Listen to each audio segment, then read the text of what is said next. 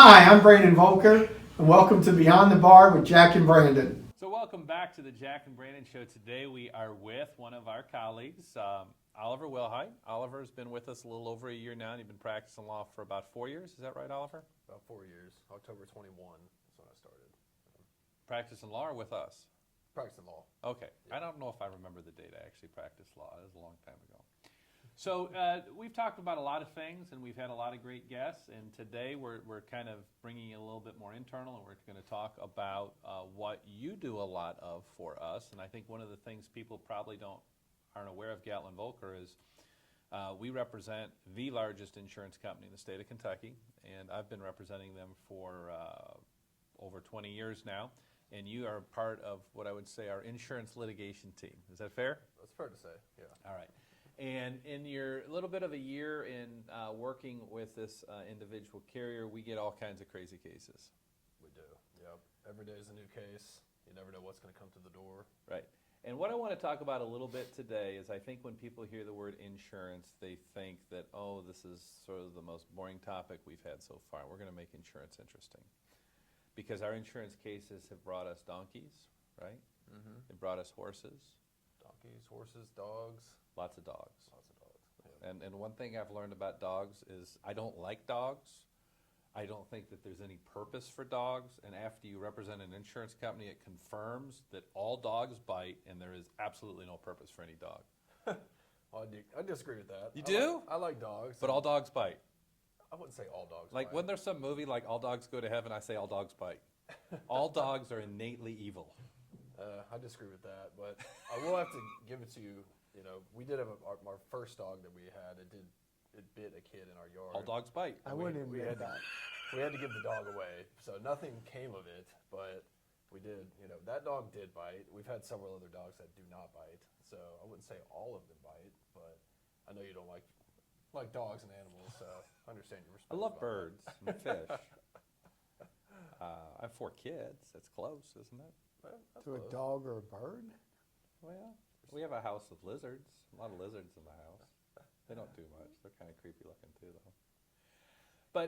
But in all seriousness, let's talk about dogs because we start with dogs. And in all, I mean, there are a lot of dog bites out there. There's a lot of weird things that happen with dogs. There's even incidents where dogs don't bite, but they might chase. I had a case where it was chasing a guy on a motorcycle. It caused him to wreck and almost kill himself. We have certainly instances where animals will not directly hurt a human, but a human might get scared from the dog coming at them. They might fall, they might break something.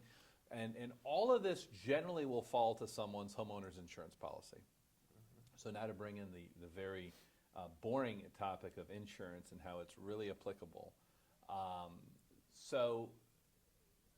And Brandon, you've been a homeowner for a long time. I think that... I've never had a dog bite case against You haven't me. had a dog bite case? Oliver's been a homeowner for a more recent period And of he's time. already got one. No. This was years ago when my parents. Oh, now had he's my trying to dog. claim statute of limitations has run. Well, there's a minor. That Yeah, I mean, hasn't he's like kid been- 18 yet? Yeah, statute runs Yes, for a he's while. definitely 18 now. Oh, okay, you're in the clear. That's why he's talking about this vicious But dog. People have that necessary evil. They go, they buy homeowners insurance, and I don't think people fully understand everything that homeowners insurance could cover, right? So in your experience, Oliver, let's say you own a dog, and that dog bites somebody. Is your homeowners insurance going to cover it? Typically, yes, it will. And dog bites are considered strict liability in Kentucky, so there's really not much of a defense you can put on when your dog does end up biting somebody. Yeah, there's no one bite rule. Like It that's used always to been be. the urban legend. That's right. It used to be a In one. law school, they used to teach the kind of one free bite. You didn't know it had a propensity to bite Right. until it bit once. Now the law has changed where you are absolutely, as you say, strictly liable for your dog. They've basically made a dog the equivalent of an explosive. Yes, which is interesting because again, actions of your children can also be covered under your homeowner's insurance policy, but Kentucky has this weird statutory provision that on personal property damage, there's a cap of liability of your children. I think it's either $10,000 or $15,000 is that cap. So it's weird that we as a state will cap the damages of a child, but we handicap the damages of a dog. I guess that probably comes back to your child has more free will than a dog per se, so it's your responsibility to keep that dog contained. Now, a and Calvinist prevent them. wouldn't necessarily agree that that child has any free will. Well, I mean, you could definitely go into quite a bit of depth on this topic here. Well, I mean, You brought up pretty well. But yeah, but considering though, if you have a dog, you have a responsibility to keep it safe and protect other people from getting bitten by it when they are on your property. You don't have that obligation to a child if you got a child that likes to bite people. You do, but children are different than dogs. Different brain capacity there. Different dogs are more. I would say. I've been have around a more lot of children, and you tendency- might change your. Well, dogs have canine teeth. I mean, they have stronger bite. They have more of a tendency to act out than I say children would in a sense of harming someone that visits your You have none property. in a daycare yet. Not yet. No. Yeah, right. I mean, Yeah, they literally the label he or she's a biter is Yeah. routine in a daycare. right, right. So again, we're going through homeowners insurance. People pay that premium. A lot of people's premiums have gone up. I got one What? because everybody sits at home and calls everybody everything but a three-legged dog on Facebook. Oh, and yeah. Defamation, libel, slander. Your Sure. homeowners cover it. Good question. I'm going to argue. Here would be my argument. I think that it would be a great case to litigate from a coverage perspective because whether it's an intentional act or not. I think it would really come down to the facts of whether you were negligent in defaming or slandering that person or whether you were acting intentionally. Because we discussed you have strict liability for a dog, you have a capped liability for damages from a child. But one of the great outs that an insurance company has is it is an accident policy, right? So it is for accidents or things that you have not intentionally caused. And every single insurance policy in America, there's going to be an intentional torts exclusion. So if you could sort of explain a little bit to folks, different intentional torts and what that exclusion would be under someone's homeowner's policy. Sure. So We just frankly dealt with a case that dealt with this. which one was that? Well, we don't want to name names of cases, but it's the one that was in Campbell County where the person was jumping on the back of another person. Yes. Okay. Yeah. So I mean, intentional torts. How do you not remember that case? I remember that case. I Okay. just didn't recall a specific one. But yeah, so intentional torts, if you intentionally or act a certain way, say you shot somebody on your property intentionally. I do not believe insurance would cover that. It's like Jack said, it's more of an accident policy to where you pay to have coverage for accidents that occur that are outside of your your ability or your scope of control. But an accidental discharge of a firearm would be covered. That would be covered. Or if you had a guest that shot somebody at your house, that would be covered potentially Okay. So yeah, because you're not controlling their actions. There's always some exclusions or exceptions or some very niche circumstance which could be covered under the policy. These things are pretty in depth and long, so it's always a good idea to read and make sure you. Well, and the reality is most plaintiffs' lawyers are going to plead the case of negligence Sure. to try to find coverage versus even if on its face it looks like an intentional tort, they're going to try to artfully plead it to where coverage is possibly implicated. Right, and again, it's an accident that has to happen. So, what if I'm hard up for money? I've got a nice homeowner's policy. What if I decide to tell my spouse to beat the crap out of me, so that I can? You know what? Every case I'm talking about here in the abstract is a case that I have handled in my 20-plus year career. Do you think that's something an insurance company would pay? I don't believe insurance will pay that. That seems kind of like taking a life insurance policy out on somebody and killing them just to get the money. So Yeah, I think there's a 6-month waiting period on that. okay, yeah. Still though, That's not that long to similar. wait. No, I think you got a couple issues with it, and I joke, but I see this a lot. I saw it in an auto accident case where some folks were hard up on money and their car was was in the process of almost getting repossessed, and they decided to just run off the side of 22 somewhere between Pendleton and Grant County and hit a tree, hoping that they would have hit the lottery, so to speak. Got a lot of problems with this. Number one is virtually every insurance policy does not allow an insured to take under that policy. Okay. So generally, spouses are excluded from the negligence of their fellow spouses because they're insureds under the policy. Children are generally excluded as insureds under the policy. Household guests that live there in a more permanent setting, those would all be exclusions. But then you also have the intentional tort issue. So that would be two ways that an insurance company could get out of that dumb behavior. And I've seen it twice. I saw a fight that was orchestrated in a house, and then I saw a car that they went a little too far. And what their plan was, because they had had a prior history of soft tissue injuries, and their plan, I believe, their plan was to just run the car off the road a little bit, just slide a little bit, and then work up about 6 months of chiro and some soft tissue. Well, they got a little unlucky, and it slid into a tree. And the lady got hurt pretty bad. I mean, it's not funny, but they had come up with a scheme that kind of backfired. And then when they got that fine letter from the fraud investigators at the insurance company that, hey, you know what, we're probably not going to pay on this one. Now they're looking at potential jail time for their little scheme. Wow. So Brandon brings up a good point, slander, libel, possible coverage under a homeowner's policy, actions of your children, probable actions of your dog, most likely. These are all things that your homeowner's insurance policy covers you.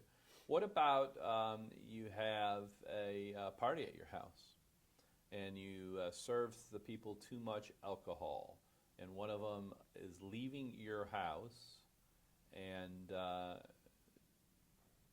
hurt somebody? Brandon, I'll throw that one to you. You're probably You're going to get sued for negligence, that you overserved, you didn't.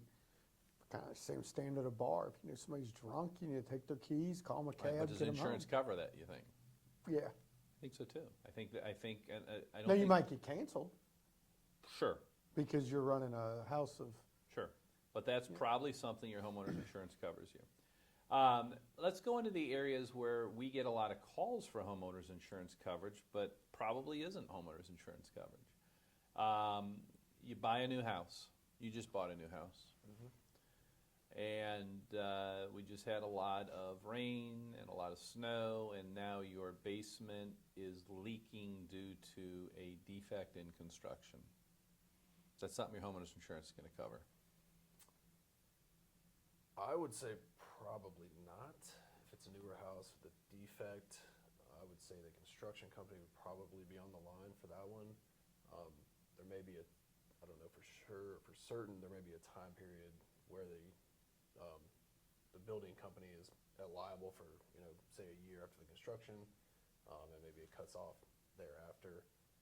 But I would say that the construction company would most likely be liable for that incident, since they were the party at fault, in making that issue with the property. So I'm going to agree and disagree. Okay. I'm going to agree and disagree. So I agree that the construction defect probably, and the contractor probably has liability. If you have a water endorsement, or you have a special endorsement on your homeowner's policy, it might cover you. And that's why it's really, really, really important for people when they are buying insurance that you talk to real people at a real agency. Don't go online and let some lizard sell you insurance unless you know what you're doing. Talk to real people, talk to real agents, and get to, and I'm sure the 1-800 numbers you can call online, you can talk to real people. My point is it's not a form-based thing with insurance, because it's important to look at your policy. It's important to see what it covers, because you can actually get endorsements for water coverage. And what that insurance company is then going to do is they're going to pay that claim, right? And then they're going to have a subrogation action against the contractor to try to collect their money back. So let's roll right into that. And to follow up on why that's important is every new single-family home that's being built in here, because everybody loves basements in northern Kentucky, most of them have a sump pump they're putting in. So Permit probably requires it. yeah, so you got a sump pump, storm hits, electric goes out, and that thing can't pump. So to your point, I think a lot of people are buying homes. You might have a sump pump in your home. We do, yeah. We have some pump, and we're actually getting a backup battery installed this week. Good So, I mean, you're anticipating it, but obviously if somehow at some pump, and I've seen it in cases, it doesn't work and you got a water backup, so you need to make sure, like Jake said, you got that endorsement. Yeah. I will say my parents' basement has actually flooded twice. One was when I was in college. The other one was it's actually this past weekend, and they were in Florida, so they had to come back up early to deal with that. Turns out their sump pump is, I guess, older, and they need to replace it, and something was clogged. It wasn't allowing the water to drain, so fortunately they got it taken care of pretty quick. I don't think it caused too much damage, but it's definitely that's why we're getting our battery back up and just making sure everything's taken care of, because you never know what's going to pop up. We live in a hole. We have 2 sump pumps and 2 battery backups and an alarm system that goes off if we lose power or the batteries. Wow. But we live in a hole. That, yeah, I didn't know 2 sump pumps was even a thing. it's a thing. It's a thing. It's a thing.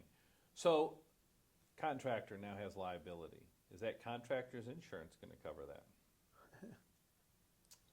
I'd say most likely, as long as it wasn't an intentional act. You know, we didn't come in and destroy the property on purpose and then, you know, have something happen and ask the insurance to cover it. So if it was a mistake and not, I would say, intentional faulty workmanship, then I would say the insurance would likely cover it. Right, but that's where the line is, right? It's got to be resulting damage, consequential damage. It might be damage to others' property, damage to others' work. But if you're not buying insurance, if you are a contractor, to insure your own poor work, right? And I think that's a big misnomer that people have. Well, I had X person build me a house and he showed me his CGL policy with $5 million limits. Well, that doesn't mean that that's a bond to protect you on your house. That's literally an insurance policy, a commercial general liability policy that will cover his risk of exposure, not the homeowner's risk of exposure. So we may have come up with a scenario if you don't buy the endorsement and the builder just hired a guy that was drunk that day, might not be any insurance that covers it. It's very possible. You'd be completely out of luck at that point. Right. So, Which again goes back to point home, take control of what you can take control of and get the endorsements that every endorsement you can get.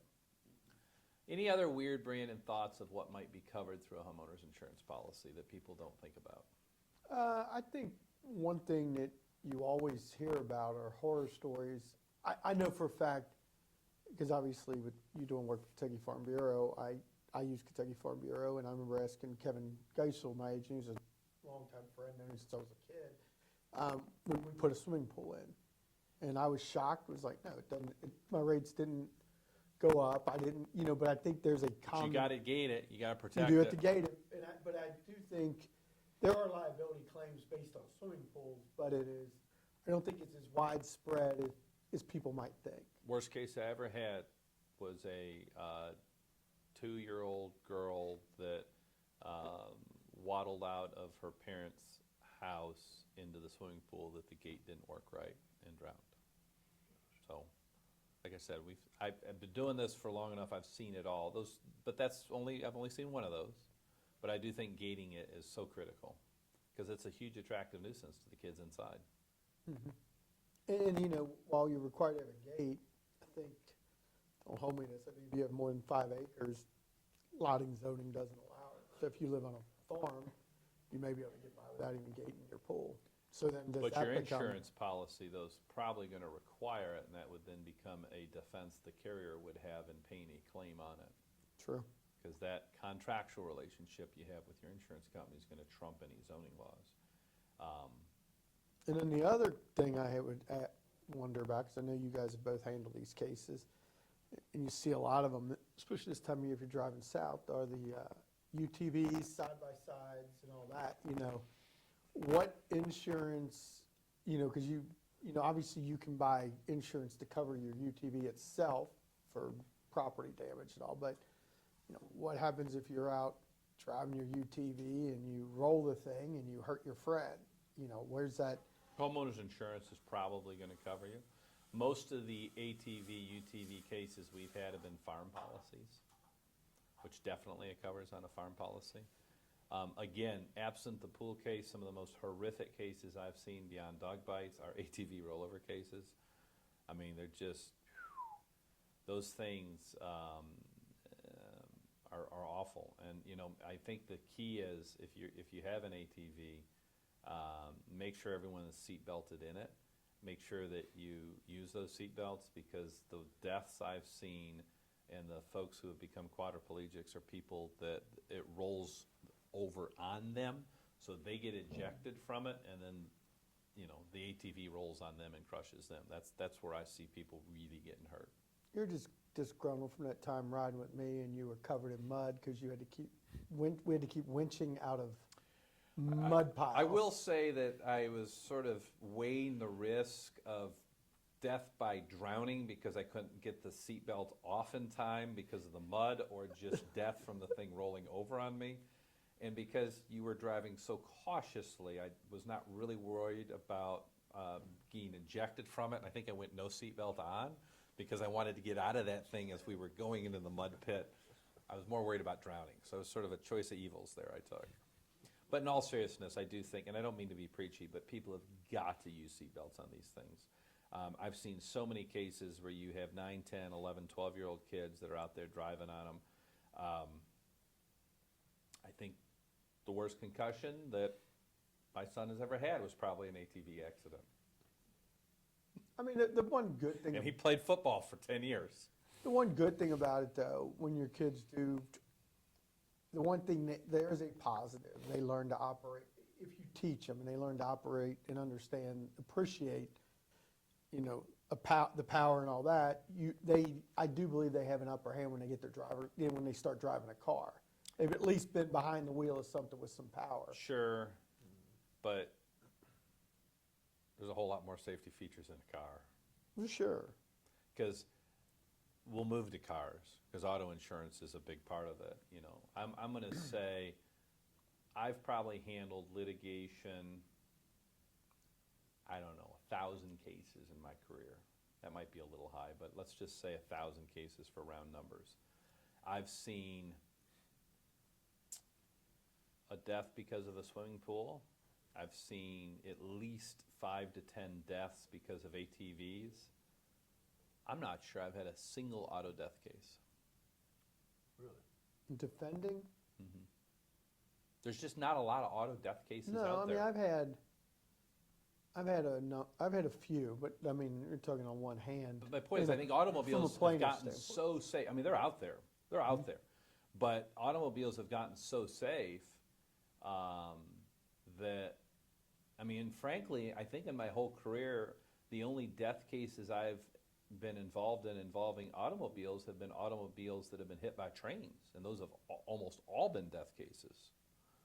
That automobiles now have gotten so safe that if you have a modern vehicle, and you have all the proper airbags, and you have your safety belt on, you know, it takes a pretty horrific accident. I mean, we obviously know one that was a horrific accident. I mean, there's certainly some out there, but my point is I think the rate of risk on an ATV is 10 times, 20 times riskier than an automobile. I'd put a 12-year-old behind an automobile before I would an ATV, unless they really knew what they were doing and it was a safe situation. So let's talk about auto policies, because I think that's where people are probably more familiar with. This question for both of you, because again, this is something that's kind of people don't always know. Does the auto insurance policy follow the person or the automobile? It's kind of a trick question. It's both. Right. It's a level of when and where. Right. Who's primary, who's secondary? Right. Yeah. So To your example of people living in the house, that's where you can, on one hand, you may not be able to bring a claim against that policy, but it might be there in the event that you screwed up and need coverage by Right. living in a household, that you're a member of a household. right. So let's say your friend lends you a car. You don't really, I mean, you want to make sure it's insured, but if you have your own insurance on your own car, you're going to be covered under that policy if you're a permissive user. So auto insurance is something that, again, I see with younger people wanting to get as cheap as possible, and I get it, life's expensive, and will sometimes cut corners. Why, either one of you, is that a bad idea? So I guess you're talking about people that get like the minimum policy limits. $25.50 minimum coverage. Yeah, so Used to be $12.5 in Ohio. I think it's still is. yeah, well, those policies, most of the cases we see, or at least I've been involved in with car wrecks, I'd say a majority of car wrecks, the either medical bills or pain and suffering, the damages are well exceed $25,000, leaving kind of yourself open to personal liability if you get the minimum policy. So I would recommend highly to get an increased policy just to protect yourself in the circumstance that you're in a car wreck or someone hits you, and either you have to protect yourself or you have to pay them out, and you don't want to be open to personal liability. Right, so I hear people say, well, I don't have any assets, so I don't need any insurance. Well, I don't believe that's true. You can still garnish their wages. That's right. You can sell still their get a properties, judgment. That's right. There's still ways to come after those people right. as well. But the other part of it that I don't think people realize is we have a lot of uninsured or underinsured motorists driving around, a lot of uninsured motorists. Your larger policy allows you to buy a larger UIM policy. You hate to say it, some of the most horrific accidents you see, I'm not trying to stereotype people carrying minimum coverage, but they tend to get in worse accidents. No, I don't disagree with that at all. Which, to your point, then implicates that uninsured, underinsured Right. policy that you might have somebody that got all the bells and whistles liability-wise, so I'm going to make sure I've got, 250, 500, but then their UIM is still 2550. Yeah, so explain to everyone what UIM is, because I don't think really most people that are out there driving cars have any idea what you're talking about. So when that person that, we're saying, that says, hey, can't get blood out of a turnip, I'm carrying state minimum coverage, I just saw the little guy in his little helmet who's offering me cheap insurance, I buy my 2550, and then I go out and I, run in and injure a world-renowned surgeon whose, hands are now not able to do his surgery. The most they're getting out of me is $25,000 at that point. So if that surgeon didn't go out and buy underinsured, uninsured, he's not covered. It basically steps in the shoes for when somebody that some would view as a judgment-proof, I hate to say deadbeat, but somebody who's basically not carrying enough insurance for the damage they're out there causing. You're not stuck just trying to get the money out of them. It gives you the ability to get the money out of your own insurance. And the other thing is, I think this is another common myth. People think that by filing a UIM or claim, it impacts their rates. If I recall, I think there's a statute in Kentucky that specifically prohibits that. Because it's not your fault. Your bad driving did not implicate that policy. Somebody hitting you at fault and failing to procure enough insurance is the reason you're there. Well, and your limits on your UIM coverage or whatever your underlying limits are. So you can't have a 2550 policy if you hurt everybody else, and then a 250 500 policy or a 300 500 policy on yourself. Lesson I feel is the dollar when you look at a policy between a 2550 policy and a 300 500 policy, it's almost negligible, the price difference, and then everybody should own an umbrella policy on top of that, because if you have all your insurances, stack on another $1 million umbrella, that umbrella is only going to cost you, I don't know, $400, $500, $600 a year, and it provides that needed protection. Because as you see, I mean, in our world of litigation, a very minor accident could be $25,000 to $50,000 in medical bills. I mean, just diagnostic So added and you're emergency saying the umbrella gives you, that becomes your UIM number? If you buy an umbrella? Mhm.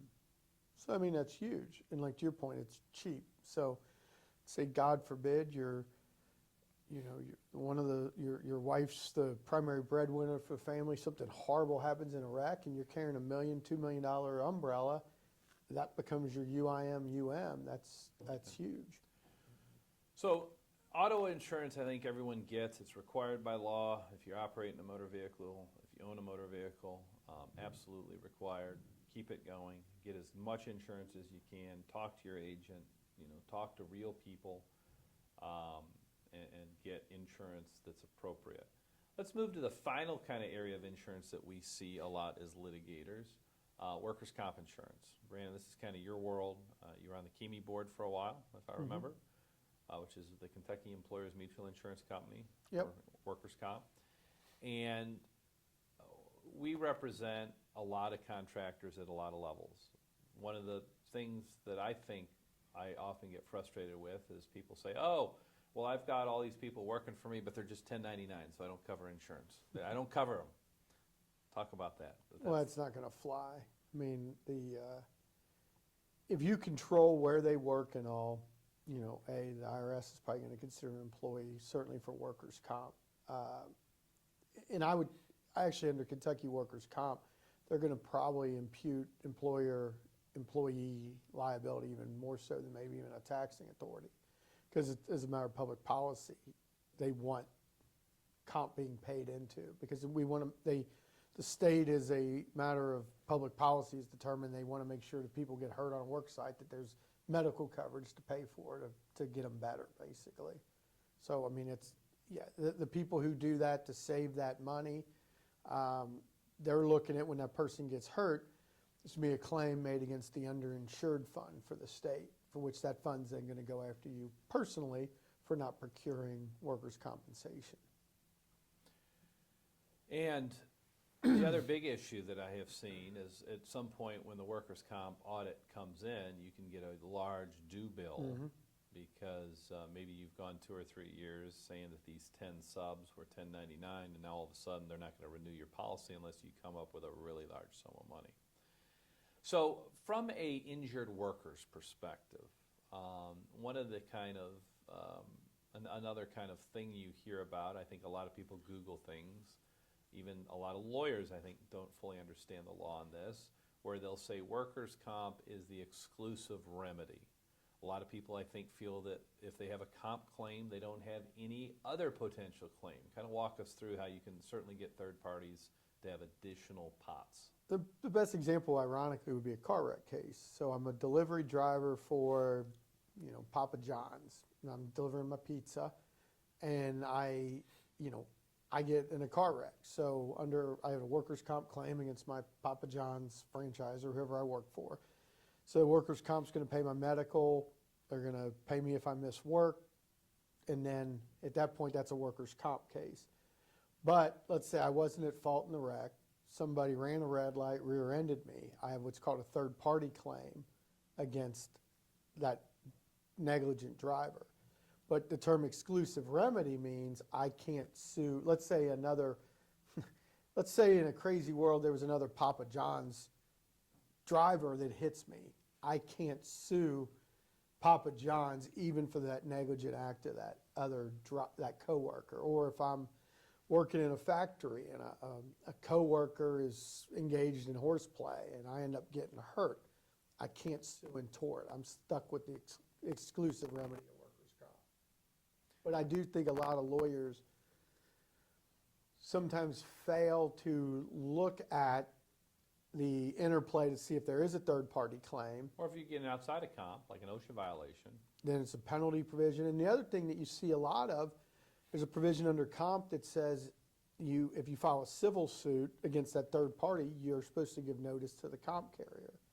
So, you really need to, when you have one of these third-party claims, you need to gel them together. You need to deal with it. If you're in the civil case, you need to understand the fact that maybe you don't want to indemnify or something the insured, the person who you're going after, the tortfeasor, because you need to probably engage the comp carrier because they have the right to go looking at that tortfeasor as well. And you see a lot of that when you've got attorneys that maybe do comp but not personal injury, or personal injury but not comp. There can be a lot of pitfalls out there. So we're going to wrap up, since we all have dealt with a lot of crazy cases. We get a lot of crazy calls. I don't want to say they're crazy. I think that there are cases that you come up with a unique theory, whether it's to find insurance, whether it's from a plaintiff or defense side, but to where things you do, steps you take, get you liability, or to give your client a better chance of recovery that most people wouldn't have thought of. And I think that I think that a lot of people think everything in the practice of law is a round hole, round peg, forms that the practice of law truly isn't AI generated. It to some extent, we could all holler into our phone and figure out an answer in general sense, but there is a lot of unique kind of crazy facts that I think are what separate good lawyering from bad, the people that are able to find it. And I think you and I, through the years, have had great success by coming up with unique theories. I remember sitting in a mediation once, and I wasn't getting exactly what I wanted out of the case necessarily, but my clients were happy and settling, and the mediator was like, "Why are you not happy?" And I'm like, "Well, I just felt they should have gotten more money." And I remember the mediator was like, "Nobody else would even brought this case. The fact that you're getting them anything is impressive." And I think that we lose track of that. I also think that, I think the thing I think the most, that I enjoy the most, is when you have a client who is appreciative of what the creativity that got you something, that you were able to do that. And I think that's when, you're taking a call at night because somebody's mad because they were supposed to drop the child off at Chick-fil-A and they're 10 minutes late and yelling and screaming at us, that makes you not want to be a lawyer. So I don't know if it's unique facts or anything. It's just when you've done something good that makes you want to be a lawyer. And I think there's lots of examples of that. And a lot of them are crazy facts. But that's so. I mean, I could try to think of some, but that's just generally what makes me enjoy being an attorney. I think the craziest fact pattern that I have in memory, and I agree that there's a ton of crazy facts out there, and sometimes crazy facts are the ones that we enjoy most as lawyers from a creativity perspective. But we had a case we were involved in where a farrier, who I didn't really know this until the time, is the person who put shoes on a donkey. Or a horse. Or a horse. All right, well, this was a donkey, and said donkey kicked the farrier, and the farrier ended up suing the property owner. I thought that was a crazy fact pattern. I thought, I've seen it all. I've never seen a donkey kicking a farrier and then the farrier somehow saying that the people had agitated that donkey. I thought that was an interesting fact pattern. Yeah, I remember that case. That was I think early when I started here, and that was one of the first ones I dealt with, and it kind of blew my mind. Just the fact pattern coming from employment law to helping insurance defense. I was like, this is a big change of pace here. So very interesting to say the least. So with that, we've got several exciting episodes ahead. We've got, can we disclose who our next guest is going to be? Are we allowed to disclose this yet? Sure. I was texting with him earlier today. He's getting me a date. Okay, and who's going to be next week's guest? So we're going to have Frank Marzullo in, who's a real-life meteorologist. Many people probably have seen him. And the biggest thing we want to talk about, especially this time of year with the snow, is that there actually is a science to being a meteorologist. I think a lot of us sit there and our kids are turned that they don't have school the next day, and then the white death doesn't arrive. So people think I'll be glad this is hokey. Question, Frank, that I feel like in the late 70s and early 80s when I was going to school, that they did better with the weather than they do today with all the technology. So I'm interested to challenge him on that. They get off school all the time now. You and I No. What I'm saying is I feel like weather forecasting has gotten worse.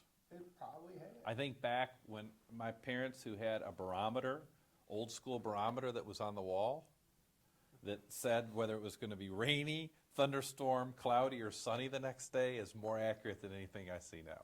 And I want to know why.